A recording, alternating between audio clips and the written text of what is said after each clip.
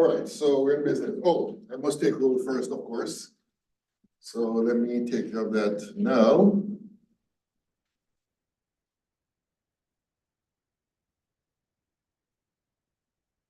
Okay, so Bryce Anderson is here. Chessmore here. Gonzalez. Here. Hickey. Hislop. Jabbar is here. Jones, not here. Labrador. McKeon is here. Miller is here. Peterson, I don't see him. Papa is not here either. Simpson is not here. And Welker is here. All right, so as I was saying, this chapter, the topics covered in this chapter will apply to other topics that we'll be covering in the next, I would say, 2 chapters. So it's very important that you understand this chapter, and we're going to finish up on this chapter. Let me just hide this thing here. We're going to talk about how do we actually determine the equilibrium constants based on experimental data. So basically what we're talking about is a situation where you actually do the experiment, you get data, and then you work out what the equilibrium constant is based on the data. So, hold on.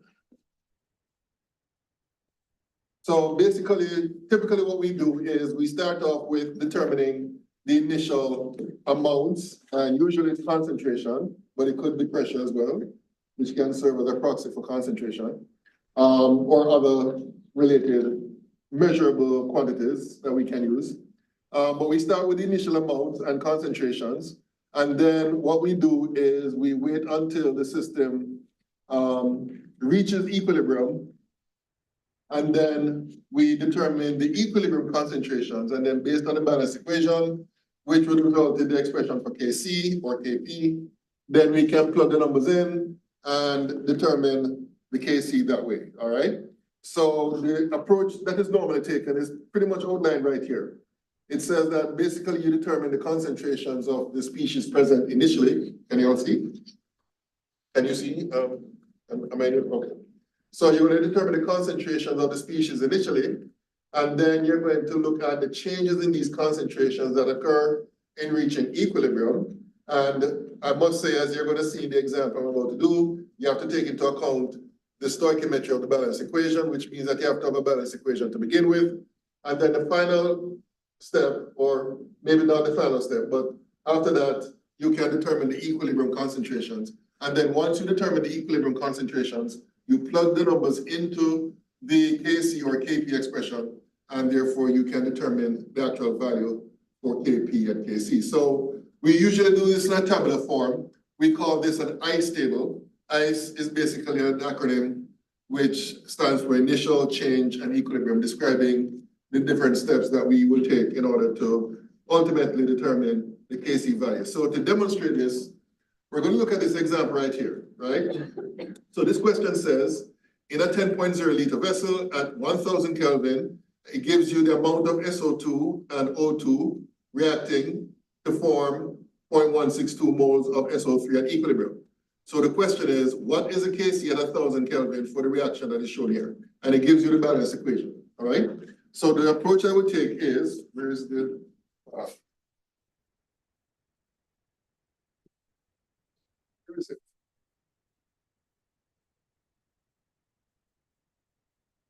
Oh, Lord. I thought I just had it here. Oh, I hate when this happens.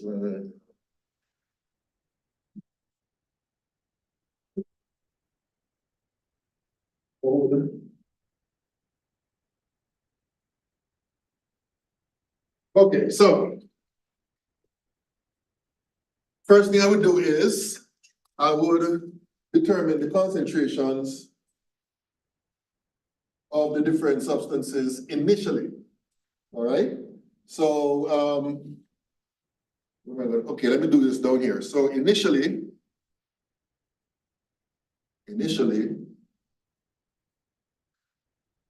the concentration of the SO2 will be equal to the moles, which is given as 0.200 moles divided by, no, 0.250, my bad.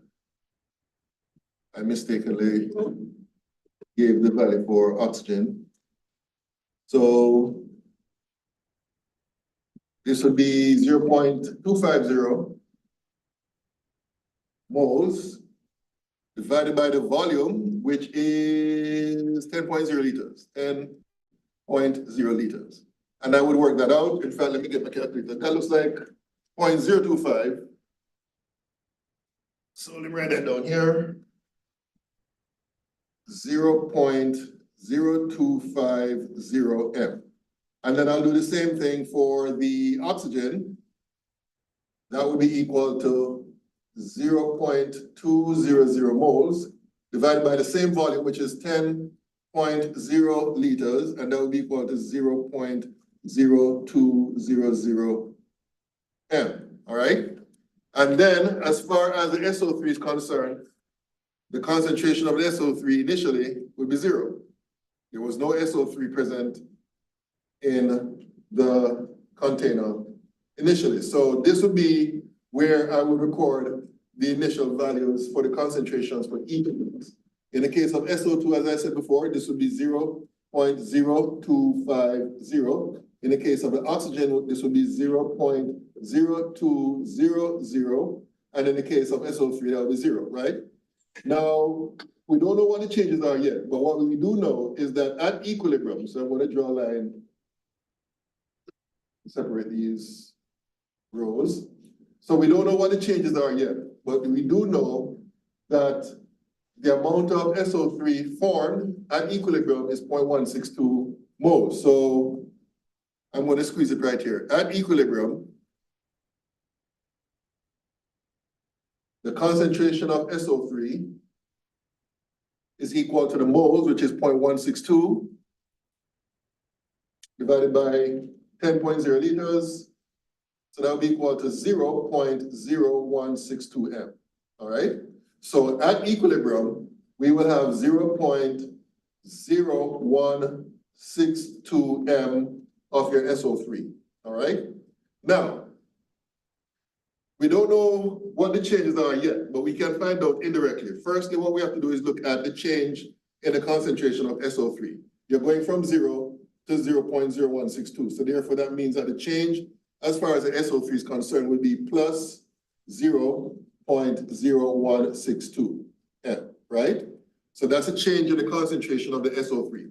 Now, as far as the O2 is concerned, we can determine what the change for that is based on the stoichiometry. You'll notice that there's a 1:2 mole ratio between the oxygen and the sulfur trioxide. So what does that mean? That means that for every mole of SO3 that is produced, half of the moles of oxygen would react. So therefore, we can say that the change, as far as the O2 is concerned, is minus half of 0.0162 M, right? And then as far as the SO2 is concerned, it's a 2:2 mole ratio, which is 1:1. So that means that whatever the moles of this produced, the moles of this reactant would be the same. And therefore, the change as far as the SO3 is concerned is minus 0.0162 M, right? So those are the changes. And now that we know what the changes are, we can determine what the equilibrium concentrations are. In the case of SO2, that would be equal to 0.0250 minus 0.0162. So 0.0250 minus 0.0162. So according to my calculations, this works out to be 8.8 times 10 to the minus 3 M. And then in the case of the oxygen, it's 0.02 minus 0.5 times 0.0162. So according to my calculation, this part works out to be 0.0119. And we already know what the concentration for the SO3 is. So all we have to do from now is write down the expression for Kc based on this equation. Kc would be equal to the concentration of SO3 squared divided by the concentration of SO2 squared times the concentration of O2. And then we put the numbers in. For SO2, I'm sorry, for SO3 is 0.0162 squared divided by, for SO2, 8.8 times 10 to the minus 3 squared times, for oxygen, 0.0119. And then we do the number crunching, 0.0162 squared divided by 8.8 minus 3 equal divided by 0.0119. So according to my calculations, rounded up to 3 sig figs, the Kc value will be equal to 2.51. All right, and that's how that is done. All right. I would recommend that you go through it and see if I made any errors. I don't think I have, but who knows? But basically, that's how we would determine the Kc based on experimental data. All right? Any questions? Any questions about this example? Any questions out there in Zoom?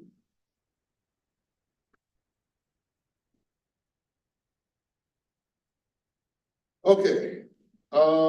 There are no questions about this. Hold on. Let me see.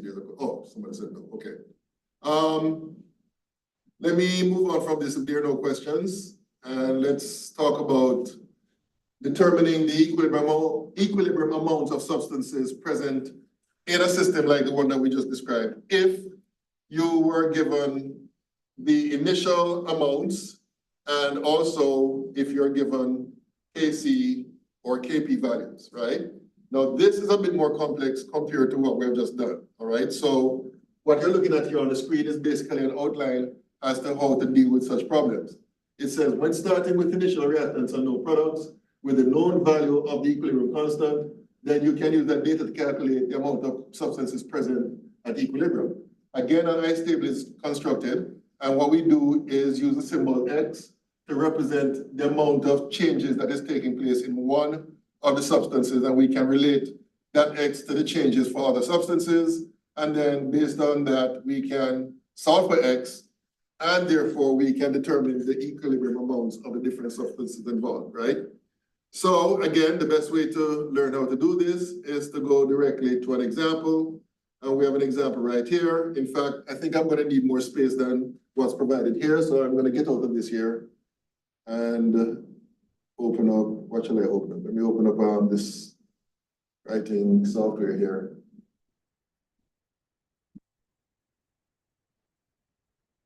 By the way, before I open it up, let's look at the question first. The question says, hydrogen plus iodine to give 2HI, that's the equation, and it gives you the Kc value, and it says, if we start with 0.500 moles of iodine and an equal amount mole-wise of hydrogen in a 5.25 liter vessel at 698 Kelvin, how many moles of each gas will be present at equilibrium? So this will be a bit more complex.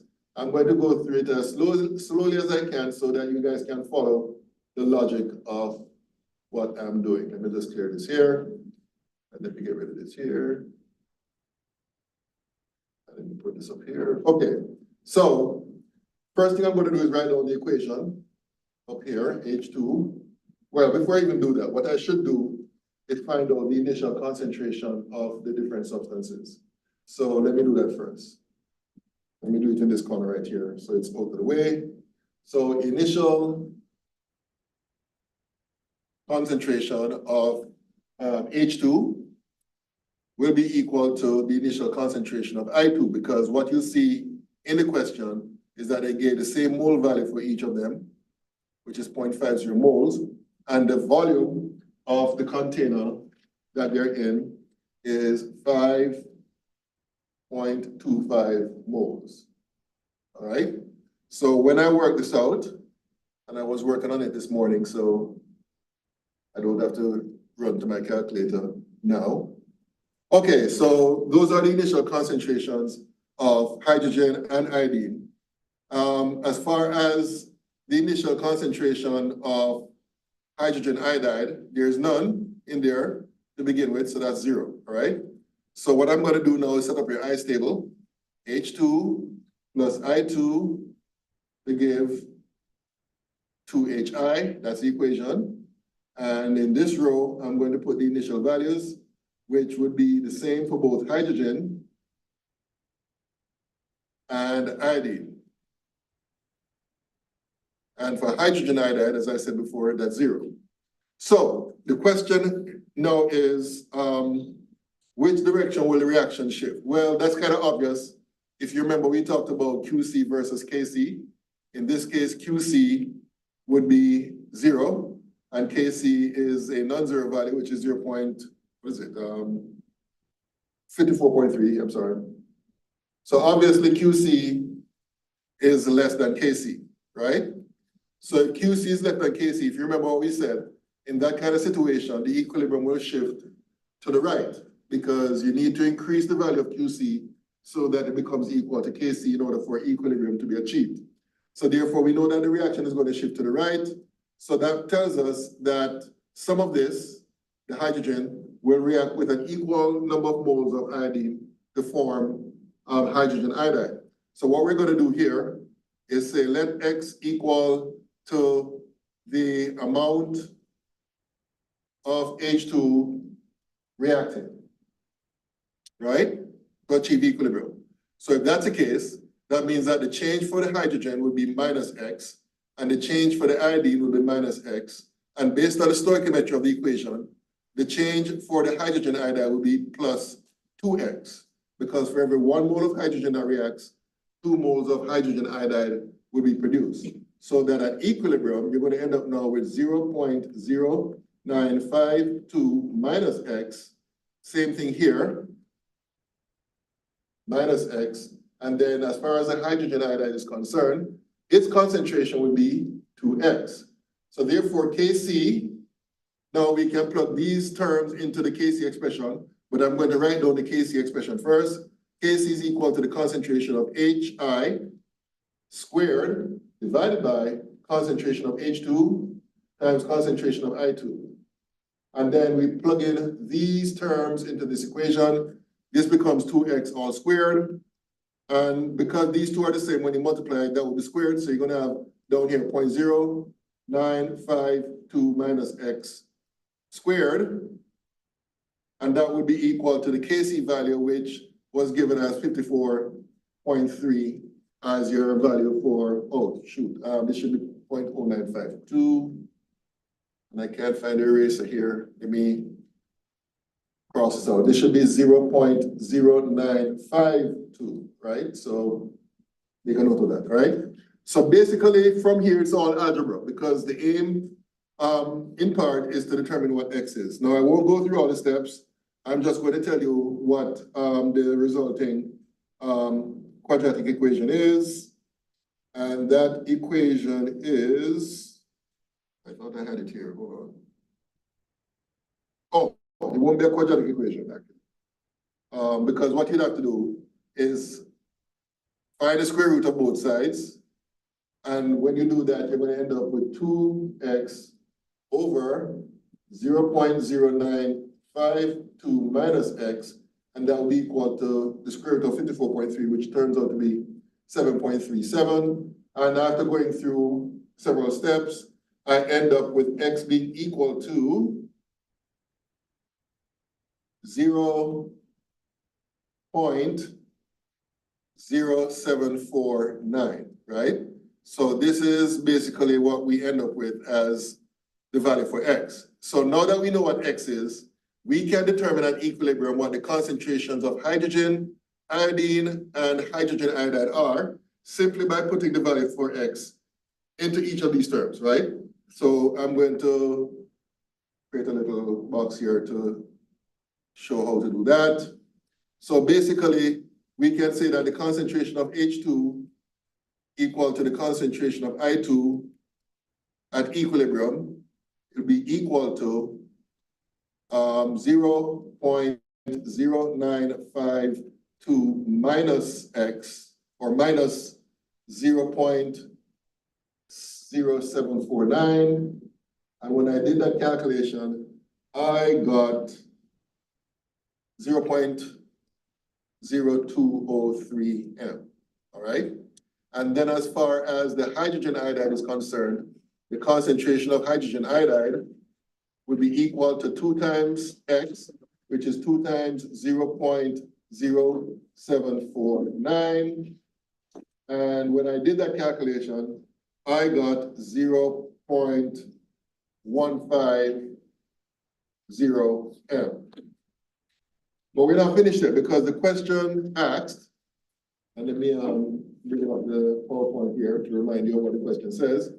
The question is not asking for the concentration. The question is asking for the moles of each gas, right? So that step is relatively simple because all you have to do is multiply the molarity by the volume in liters. So I'm running out of space here. Let me do it down here. Maybe that's not enough space. Let me do some, but I don't know where the eraser is. Oh, here it is, okay.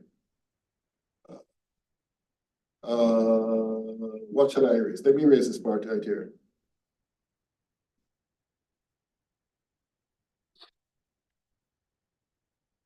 Okay, so to find the number of moles of H2 and I2 at equilibrium,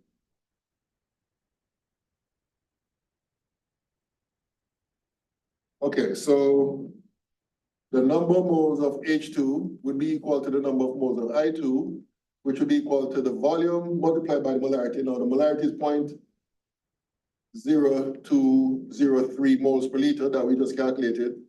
Multiplied by the volume, what was the volume again? 5.25 liters. And according to my calculations, that works out to be equal to 0.107 moles. And then as far as the number of moles of HI is concerned, that would be equal to the molarity, which we calculated down here, to be 0.150 moles per liters, multiplied by the same volume of 5.25 liters. And according to my calculations, this works out to be equal to 0.788 moles. So these two values here and here are the final answers, all right? Okay, any questions? Any questions? Any questions? So as you can see, this one is a bit more complex, right? It's more challenging to find out the equilibrium amounts based on the Kc values and the initial values, right? And as you can see, obviously, algebra is involved. And in some cases, not in this case, but in some cases, you will actually end up trying to solve a quadratic equation. And I don't know if I mentioned this at the start of the semester, but I suggested that if you have one of those fancy TI 83 calculators, you can actually program it so that it can solve for quadratic equations. I'm quite sure you'll find that useful, especially when it comes to test time. So I would strongly recommend that you do that. I think I've also provided a link to a YouTube video, which if I've not done so, I'll check and make sure. But I think I have provided a YouTube video which shows you how to do that, right? All you have to do is put in the A, B, and C value, and then press execute, and then that gives you your two possible answers, all right? Okay, so if there are no questions about this, I think this is actually the end of this chapter. Let me go back here. Yes, I think this is actually the last, oh, no, actually there's one more example, okay. So here's another example. I think this is the one that has a quadratic, right, okay. So this question says carbon monoxide and chlorine reacts to form phosgene, and it gives you the equation, and it gives you the Kc value as well.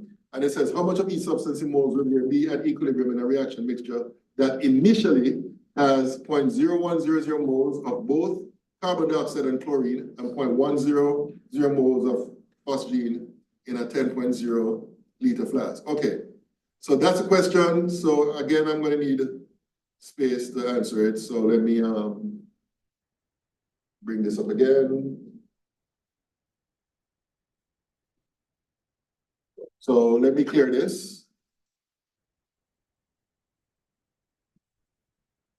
And start off with, again, like we did before, determining the initial concentrations of carbon monoxide and chlorine and phosgene. So initially,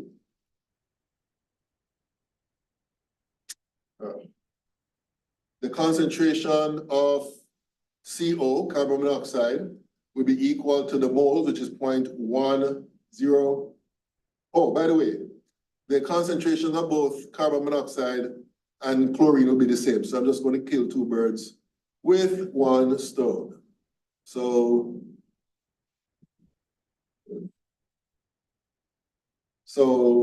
carbon monoxide concentration will be equal to the chlorine concentration, which will be equal to 0.0100 moles divided by 10.0 liters. So that works out to be equal to, according to my calculation, 1.00 times 10 to the minus 3 m. And then I'm going to do a similar calculation for phosgene, which is equal to the moles, which is 0.100 moles divided by 10.0 liters. And according to my calculations, this works out to be equal to 1.0 times 10 to the minus 2 m. All right. So we needed to do that first. And then what we have to do, so what we have to do, since we have a certain amount of each of the components in the mixture, we have to determine what Kc is, right? So Kc, if you remember, is basically the same setup as, QC is basically the same setup as Kc. We need to find QC, right? Based on these values that are provided here. So QC is equal to the concentration of COCl2 divided by the concentration of CO times the concentration of chlorine. And then we put the values that we just calculated here.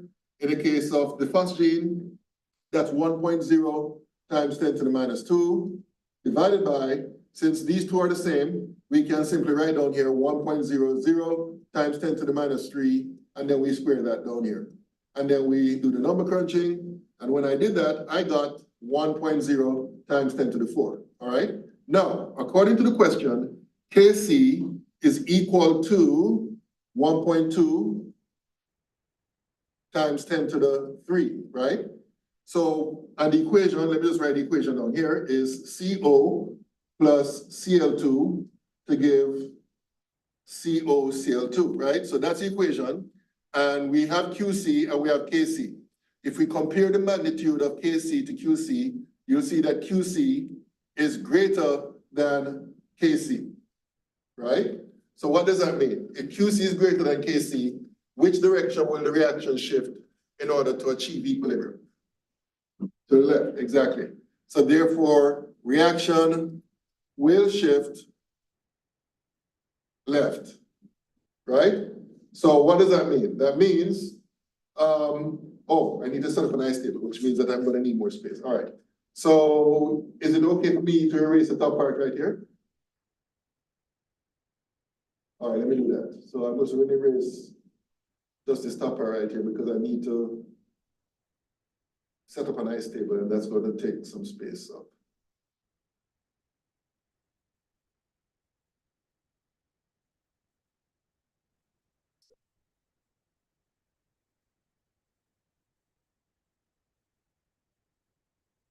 Okay, so I'm going to rewrite the equation up here. CO plus Cl2 to give COCl2. And initially, oh gosh, I erased the values. Can somebody tell me what the values for carbon monoxide was? It 1.0 times 10 to the minus 3. minus 3. And it's the same thing for the chlorine, right? Yes. And then for the COCl2. 1.0 times 10 to the minus 2. Okay, all right. They should all be to 3 significant figures, I think. Oh, there's another 0? Yeah, I think so on all of Yeah. them. Oh, okay, all right. Because they're all given to. All right, so let me correct that. Here, here, and here. Should be 1.00 in each case. All right, so 1.00, 1.00 times 10 to the minus 3, and this is 1.00. Okay, thank you. So as Ms. Miller correctly said, the reaction will shift to the left. So what that means is that some of the COCl2 will react to form Cl2 and CO. So if X represents the amount of COCl2 reacting, then the change here, this row, would be minus X. The change for the chlorine would be plus X, and the change for the carbon monoxide would be plus X. So at equilibrium, you're gonna have 1.00 times 10 to the minus 3 plus X. Here you're gonna have 1.00 times 10 to the minus 3 plus X. And then here for the, okay, why is this happening?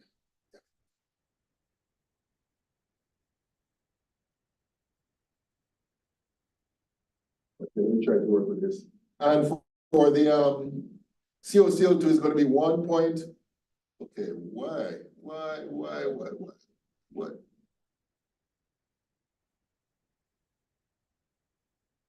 Ah.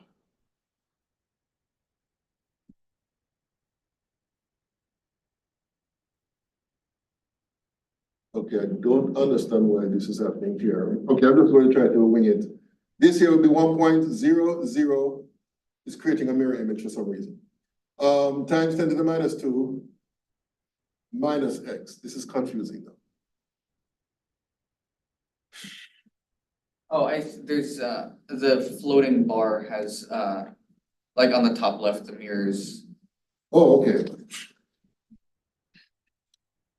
Such a wrong thing and everything goes to crap. All right. Let me erase this here. So 1.00 times 10 to the minus 2 minus X, right? And then what we do next is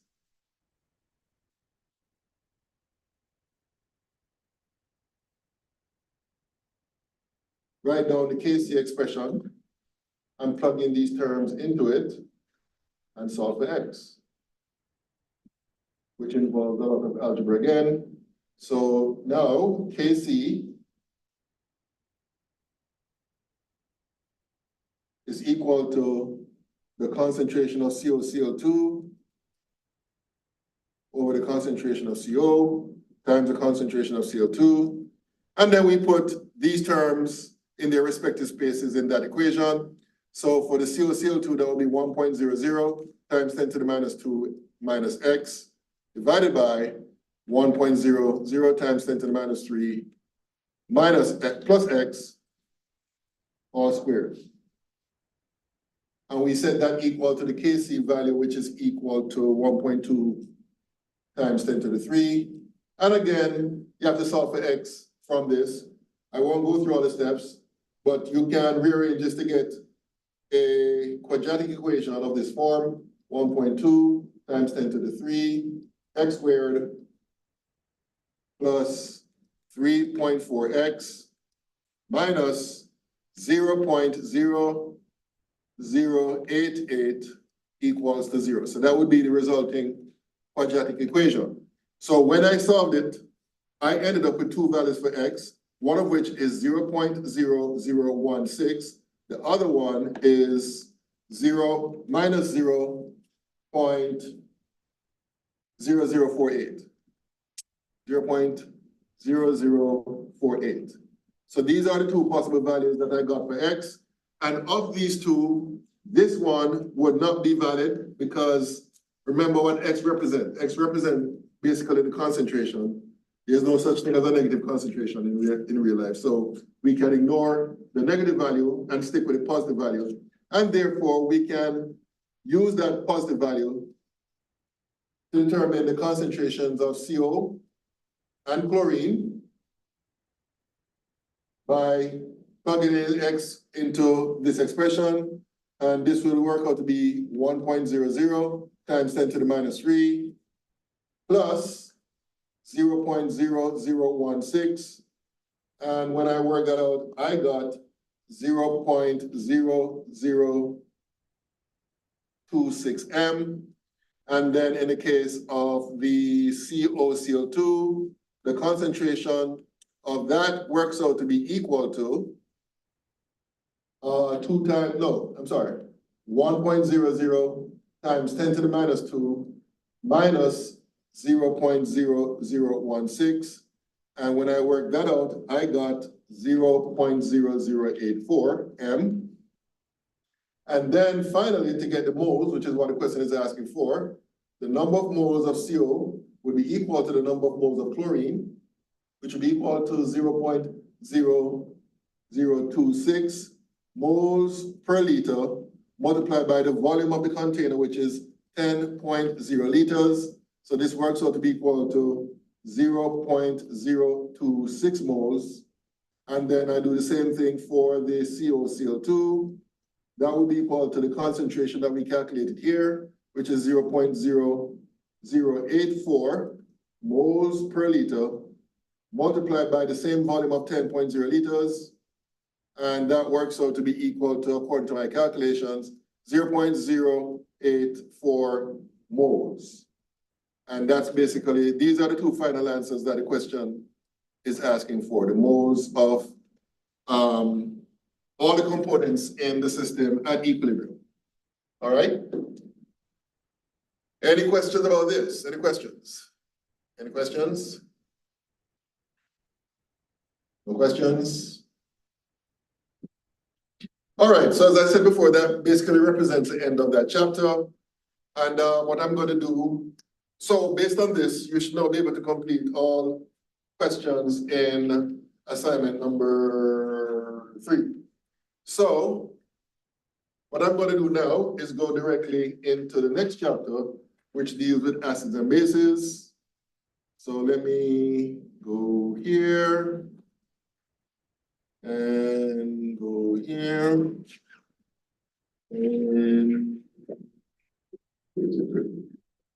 acids and bases.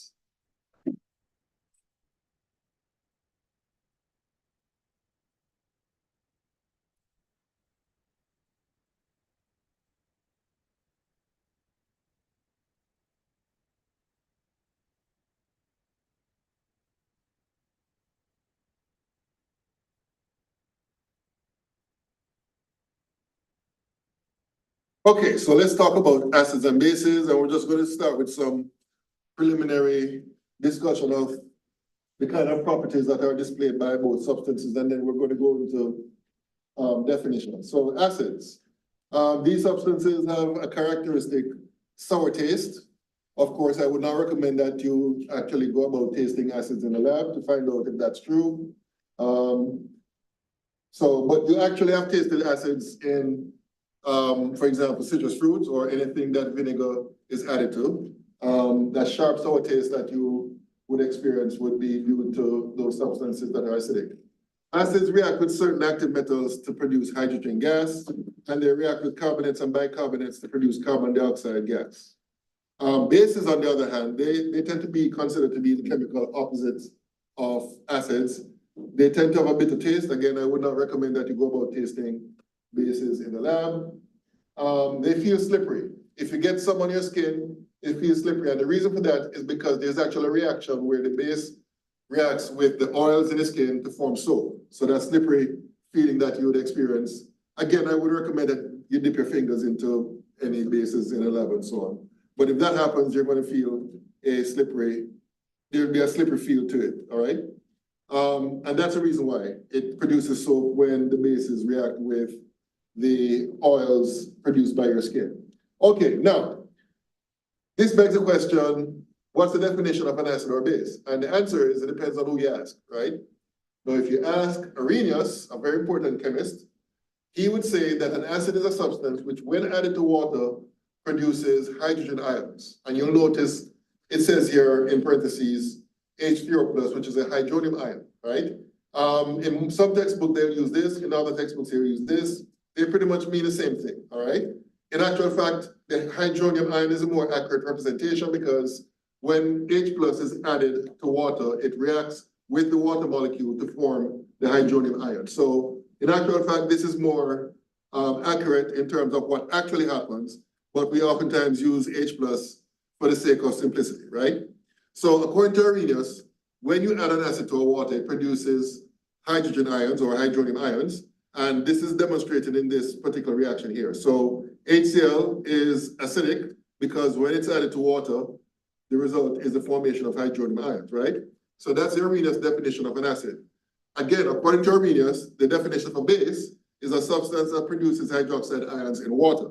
And to demonstrate that, we use the example of ammonia, which reacts with water, and you see that the ammonium ion is formed, and the other product is the hydroxide ion. So by virtue of the fact that OH minus is produced, we say that ammonia is an Arrhenius base, all right? So those are the definitions of an acid and a base according to Arrhenius, right? Now there's another guy by the name of Bronsted. He came up with another definition. And this definition does not conflict with Arrhenius' definition, but it includes a wider variety of compounds under the umbrella of acids and bases according to his definition. So according to Bronsted, an acid is a proton donor and a base is a proton acceptor, right? So basically what is involved here in terms of defining what an acid and a base is that we look at reactions where there's a transfer of protons from one substance to another, right? The substance that loses a proton is considered to be the acid. The substance that gains a proton is considered to be a base. So here's an example of that right here. In fact, we saw this equation on the previous slide, but now we're looking at it in terms of the Bronsted definition. So here we have ammonia again reacting with water. And if you notice what happens in this reaction, right, you have a hydrogen ion being transferred from the water molecule. So the H2O becomes OH minus, and that proton is donated to the ammonia. So the NH3 becomes the NH4 plus, right? So basically, the water is considered to be the acid according to the Bronsted definition, and the base is, ammonia is considered to be the base according to that definition, right? Now there are some alternative or associated terms that comes along with this, and that is conjugate acid and conjugate base, right? So basically, the definition of the conjugate acid is the species that is formed when a base gains a proton. So the ammonia gains a base, the ammonia gains a proton and becomes the ammonium. So the ammonium is said to be the conjugate acid of ammonia, right? On the other hand, the hydroxide ion is considered to be a conjugate base because the water molecule loses a hydrogen ion, right? So basically, to form a conjugate base, you'd have to lose a hydrogen ion from the acid. So therefore, the hydroxide ion is considered to be the conjugate base of water, all right? So let's talk about some properties of water in this regard.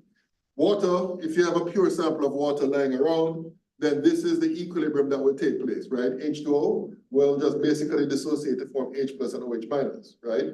This is called the auto-ionization of water, right? And that happens to different extents at different temperatures.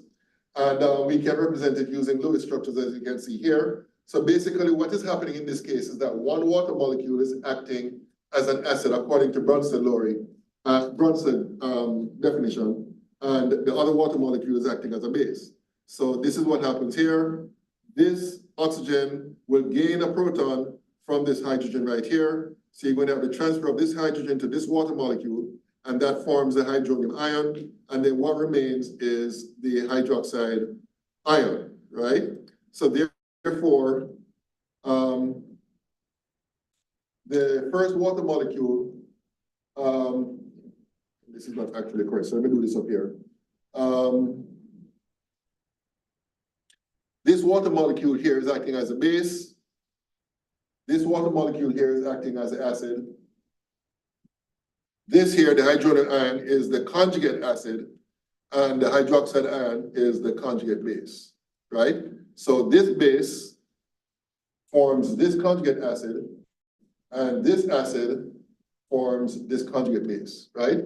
So we call the base and the conjugate acid a conjugate acid-base pair, and we call the acid going to the conjugate base the same thing, conjugate acid-base pair. All right. Okay. So before we move on,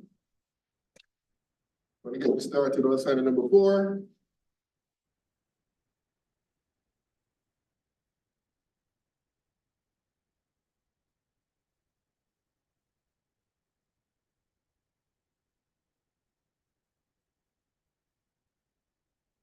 And for those of you out there in Zoom, I'm going to publish it right now so that you guys can have access to it and follow along. Ah.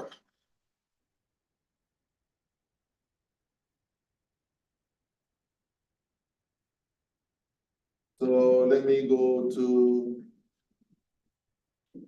Canvas and files and assignments. Okay, so this is assignment 4. It's now published, folks, for those of you out there in Zoom. And while I'm here, I might as well open it up.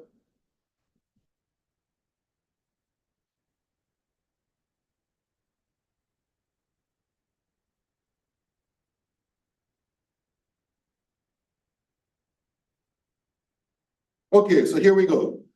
Question number 1 is asking for you to label the acid A, base B, conjugate acid Ca, conjugate base Cb in each of the following reactions. So remember we said, according to the Bronsted definition, an acid is a substance that loses or donates a protons to a base. The base is a substance which accepts the protons, and the acid, as a result of loss of a proton, will form a conjugate base, and the base, as a result of accepting a proton, becomes a conjugate acid, right? That's what you need to keep in mind while you're doing these questions. So the first one, turn on my pen here. Which of the species that you can see here in this reaction you'd consider to be the acid or the base on the reactant side? So like the H2SO4, which is it? Is it an acid or base? Acid, right? And we know that because the H2SO4 loses the hydrogen ion to form the HSO4 minus, right? Which means that the ammonia is the base. Okay, so now we have to answer the question about HSO4 minus. Will that be the conjugate acid or the conjugate base? Conjugate base. Conjugate base. And the ammonia would be the conjugate acid. Very good, right? What about B? What is this an acid or base? HC2H3O2. Acid, which means the water would be the base. So the H3O plus, the hydronium would be the what? Yes. Conjugate acid. And this, of course, would be the conjugate base. Okay, very good. Now, this one is a bit tricky because it's not clear in terms of, well, it's actually clear. All right, let's work with this. So NaHCO3, right? Would you consider this to be an acid or base? Base, exactly, because it's gaining a hydrogen ion to form H2CO3, which means that this would be the acid. So therefore, the sodium chloride would be considered to be what? Conjugate base, right?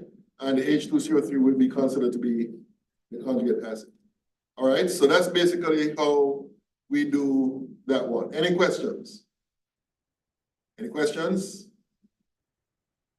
Okay, let me clear this. And let me scroll down. Okay, now in this case, they give you different substances and you are to give the conjugate base for each of the following, right? Let me go back to my pen function. Okay, so let's start with HI. What's the conjugate base of that compound? Now remember, the conjugate base is what is formed when something loses a hydrogen ion. So when HI loses a hydrogen ion, what is produced? No, loses. I what? Plus H? No. No. If something neutral loses a positive charge, then what is left behind? Just Charge. Hmm? A negative charge. Negative charge, exactly, I minus. All right?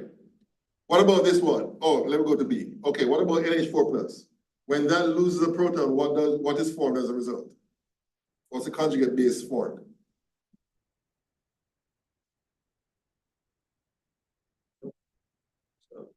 It loses a hydrogen ion, NH3. NH3. What about H2CO3? when that loses the hydrogen ion, what is formed? CO3. HCO3 minus, and then HNO3, when that loses a proton or hydrogen ion, what is formed? Three. NO3, what? Minus, exactly, okay. Now, in number 3 is the opposite. They're asking for the conjugate acid. So in other words, what is formed when each of these has a proton added to it, right? So let's start off with the CN minus. When you add a proton to the CN minus, what is formed? HCN. HCN. What about O2 minus? When you add a proton to it, what is formed? HO Minus. minus, exactly, HO minus. And what about the last one, CH3CO minus? When you add a proton to that, what is formed? COO. I'm sorry? CH4. Okay, you could write it that way, CH4COO, or you could say CH3COOH. Typically for weak acids like acetic acid, they put the hydrogen at the end. But I'll accept this if you were to give me that in your answer. Somebody is asking a question. I guess Ms. Jabbar is saying negative for something. I don't know what it is. That was earlier, Oh, okay. number 2. I'm sorry, Ms. Jabbar. I'm not good at paying attention to you guys out there in Zoom, so I'll try to keep up with the messaging. All right, so let me clear this. Scroll down. Oops. Hold on. Scroll down. Oh, there's one more. Didn't realize. Okay. NH3. So what would be the conjugate acid of NH3? In other words, what would be formed when you add a hydrogen ion to NH3? H4. NH4 what? Plus, exactly. So that's the answer for that one. All right. Okay, let me see here. Let me clear this. Go down to see if there's anything else we can do. Okay, so let's move on back to the, what time is it better? Okay. We have about 19 minutes left. So let me go back to the PowerPoint and let's talk about the auto-ionization of water in a bit more detail. So as you can see, it's a reversible process. So it can achieve equilibrium, which is always what's happening. As I said before, if you have a pure sample of water sitting in a beaker or whatever, this is the equilibrium that takes place. So of course, as we have learned in the previous chapter, we can write down an equilibrium expression for that system, which is what you see there. The concentration of H plus times the concentration of OH minus divided by the concentration of water, it would be equal to the Kc value. Now the water would be in the liquid state, as you can see here.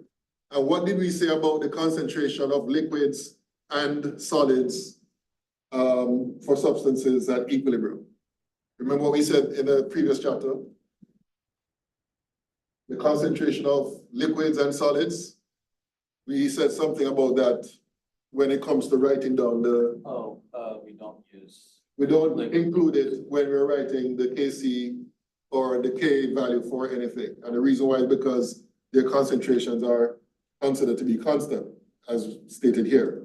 So therefore, instead of writing Kc times the concentration of H2O, we just simply write a new equilibrium constant, symbolized by Kw, as being equal to the concentration of H plus times the concentration of OH minus.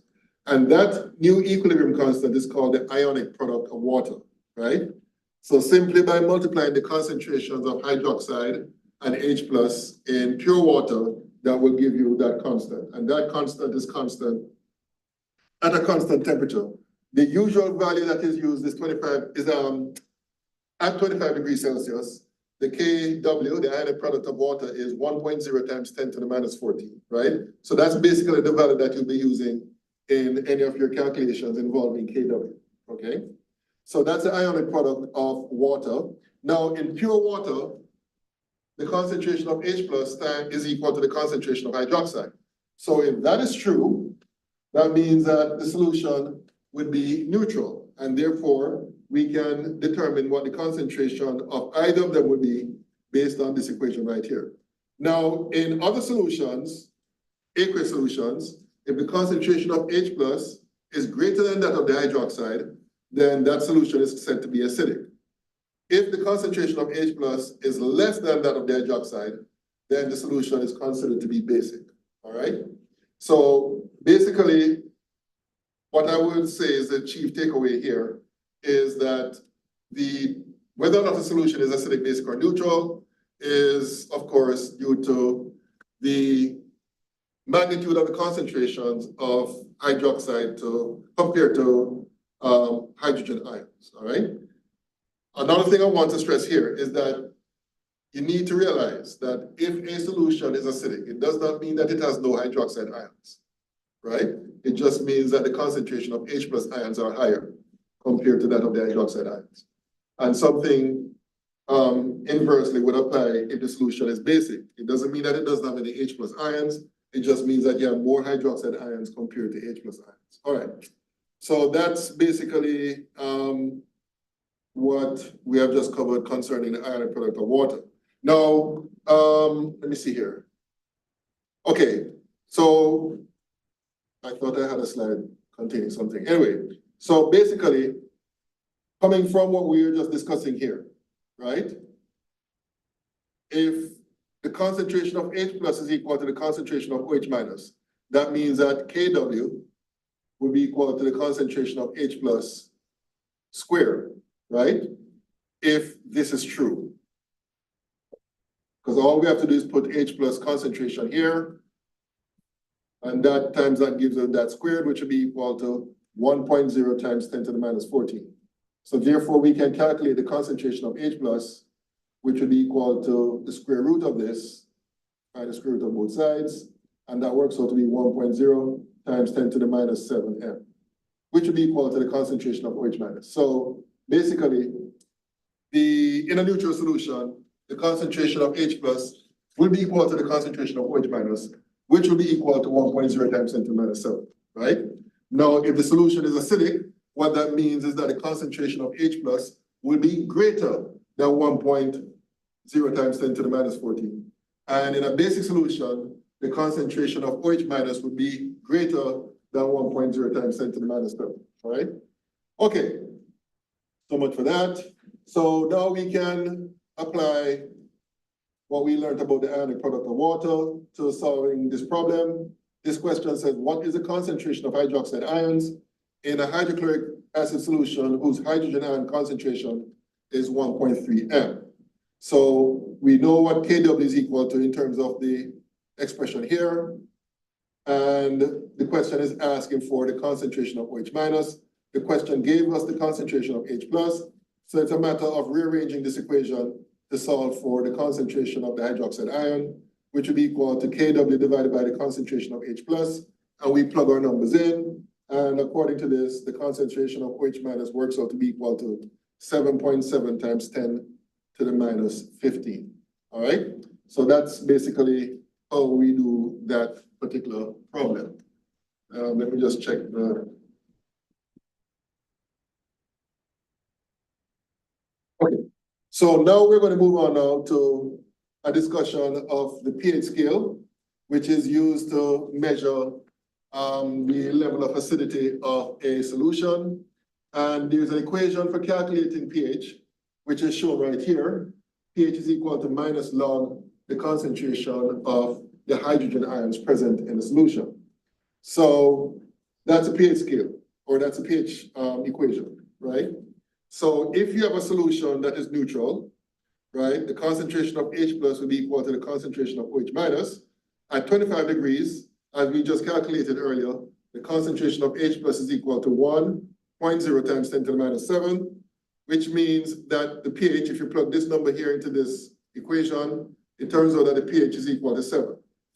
If the solution is acidic, what that means is that the concentration of H plus will be greater than that of the concentration of the hydroxide ion, which means that the concentration of H plus will be greater than 10 to the minus 7, which means that the pH of that solution will be less than 7. All right? And then finally, if the solution is basic, that means that the concentration of H plus is less than that of the hydroxide ion, which means that the concentration of H plus would be less than 1 times 10 to the minus 7, which means that the pH will be greater than 7, all right? So basically, pH 7 represents neutral. Anything below 7 is acidic. Anything above 7 is basic. That's pretty much what the pH scale is telling us, all right? This is just showing you the relationship between the concentrations of the different species and the pH of the solution. So as the pH increases, the concentration of H plus decreases. That's the relationship between those two. And the reason why that is true is because of the negative sign right here in this equation, right? That's the main reason why you have that sort of inverse relationship between pH and the concentration of H plus, all right? Okay, how do we measure pH directly? Well, there are 2 ways of doing it. You can use what are known as pH papers. And for those of you who did lab with me in Chem 1, you have had some experience with that. The pH paper basically takes on a particular color depending on the acidity or basicity of the solution. And there's usually a scale that's provided, a color-coded scale, which shows you at this color, the pH would be approximately whatever the value is. We use that if you're just concerned with an estimated pH, right? If you want a more accurate measurement of the pH, then you'd use what is known as a pH meter. Here's an example. Basically, it's a device, and usually it's a multifunctional device. You can use it to measure other things too, but you can, depending on the type of electrodes that comes with it. So basically, you attach your electrodes to the instrument, and you dip your electrode in the solution, and you get your pH reading, usually to 2 decimal places, right? That's pretty much the highest level of accuracy that you can obtain using a pH meter. All right, another term I want to introduce to you here is a pOH. If you understood what we said about pH, then this should be easy for you to appreciate.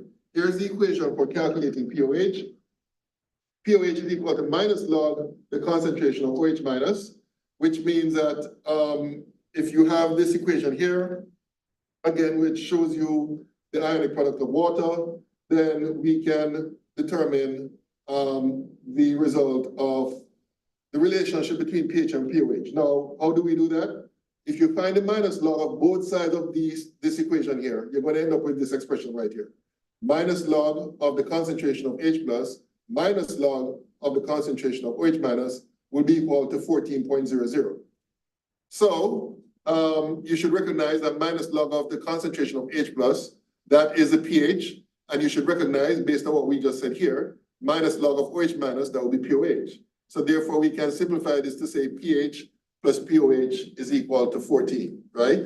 So basically, for any solution, for any aqueous solution, the sum of the pH and pOH value is equal to 14.00, right?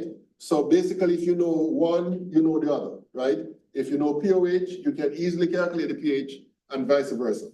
Another thing I want to mention here at this juncture is that when it comes to significant figures and applying the log function, okay, so let's say you're doing log to the base 10 of x equals y, right? You have to be careful about sig figs and decimal places when you're applying the log. So if this number here, x, has n, sig figs, right? Then the number y here must have n decimal places. All right, please make a note of that. If you're finding a log of a number and that number has n sig figs, then the resulting value must be rounded off to n decimal places. So for example, in this case here, they founded the log of both sides. So the log of 1.0, right, you'll notice you have 2 sig figs times 10 to the minus 14. You do that in your calculator, you get 14 on your calculator. You must express that to 2 decimal places. So that becomes 14.00. All right? So whatever the number of sig figs for the number that you're doing the log of, the resulting number must be rounded off to n decimal places. All right? And vice versa. If you have n decimal places in terms of the y value, then when you do the antilog, the resulting value must be rounded off to n sig figs. All right, so you're going to see that at play when you're doing problems. Okay, so here's a question. It says, the pH of rainwater collected in a certain region of the northeastern United States on a particular day was 4.82. What is the hydrogen ion concentration of the rainwater? So basically, you'll be using that equation, pH is equal to minus log of the concentration of H plus. Now, again, I think I said this at the start of the semester, you have to recall what you learned in your algebra classes, right? If you remember, let me see if I can write it here. If log of A is equal to B, then 10 to the B is equal to A, right? Does this look familiar to you from your algebra? Right. So this is what you're applying to this right here. pH is equal to minus log of the concentration of H plus, which means that to find the concentration of A plus, that will be equal to 10 to the minus pH. So in this case, they gave you the pH as 4.82. So you do that 10 to the minus 4.82, and then you do your number crunching, and that would be the answer. Let me just clear this. Okay, so the answer is 1.5 times 10 to the minus 5, all right? Okay. Any questions about the first example? Any question? Any question? Okay, so the next question says, the hydroxide ion concentration of a blood sample is 2.5 times 10 to the minus 7. What is the pH of the blood, right? So in this case, this is the equation you're going to use, right? Because they gave you the concentration of the hydroxide ion. You can use that to find the pOH. And then since the pOH plus pH is equal to 14, you can calculate the pH, right? So the first thing you need to do is find the pOH. pOH is equal to minus log of the concentration of hydroxide, which is the minus log of 2.5 times 10 to the minus 7. And when you plug in that into your calculator, you're going to get 6.60. And then all you have to do now to find the pH is subtract the 6.60 from 14, and that gives you the pH, which is 7.40. All right? So that's basically how that is done. Any questions about this one? Any questions? Okay, so going back to the assignment in the time that we have left, let's look at question number 5. No, is it 5 or 4? 4. So let me get out of this here and go back to the assignment. Okay, so here's question number 4. I think that's all we have time for today for the rest of the class. So let me go to my writing thing. Okay, so for question number 4, it says, what is the pH of a solution that contains 25 grams of hydrochloric acid dissolved in 1.5 liters of water, right? Now, the key thing you need to remember here is that hydrochloric acid is a strong acid, right? For those of you that had me in Chem 1 before, I told you guys that you need to memorize 6 strong acids, right? You remember what those 6 strong acids are? Yeah, I could tell by the look on your face. Hold on. So folks, you may want to write this down. The 6 strong acids that you need to memorize are hydrochloric acid, HCl, nitric acid, HNO3, sulfuric acid, H2SO4, what's the other one? Perchloric acid, HClO4. How many is that so far? 4? Honestly. 5? Perchloric acid, nitric acid. You write them down. Hydrogen iodide. Okay, hydroiodic acid. Okay, let me write them down. You see you guys making me work on it. Okay, so H2SO4, HNO3, HCl, HBr, HI, and perchloric. Please memorize those as strong acids. Sulfuric, nitric, hydrochloric, hydrobromic, hydroiodic, and perchloric, HClO4. All right? So those are the 6 strong acids that you need to memorize. So if you see any questions involving any of these acids, please know that you're dealing with a strong acid, right? So in this case, they gave you hydrochloric acid, which is a strong acid. Okay, so let me clear this now. And, so because hydrochloric acid is a strong acid, it undergoes complete dissociation to form H plus and Cl minus, right? So whatever the concentration of HCl is, the concentration of H plus would be the same, right? So to find the pH, all we have to do is find the concentration of HCl, and that would be equal to the concentration of H plus. So the concentration of HCl would be 25 grams multiplied by 1 mole over the molar mass of hydrochloric acid. So hydrogen is 1.008 plus chlorine, which is 35.45, I think. I'll go with that. So the molar mass of the hydrochloric acid is 36.46 grams. So that would give you the moles.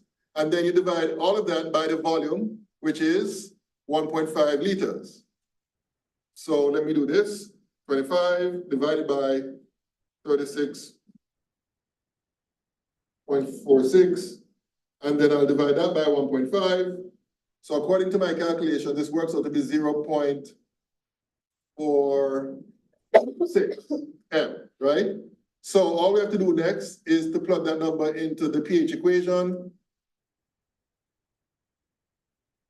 which would be equal to minus log of 0.46. So 0.46 log minus. So the pH in this case would be 0.34, right? So because we have two sig figs here, the final answer must have two decimal places after applying the law, all right? Okay, I'm going to stop here. You may want to try question 5. It's very similar to what I did in question 4, so you can try that on your own. If you have any questions about that one, please let me know. You can contact me during my office hours, all right? Okay, I think that's it. So I see you guys on Monday.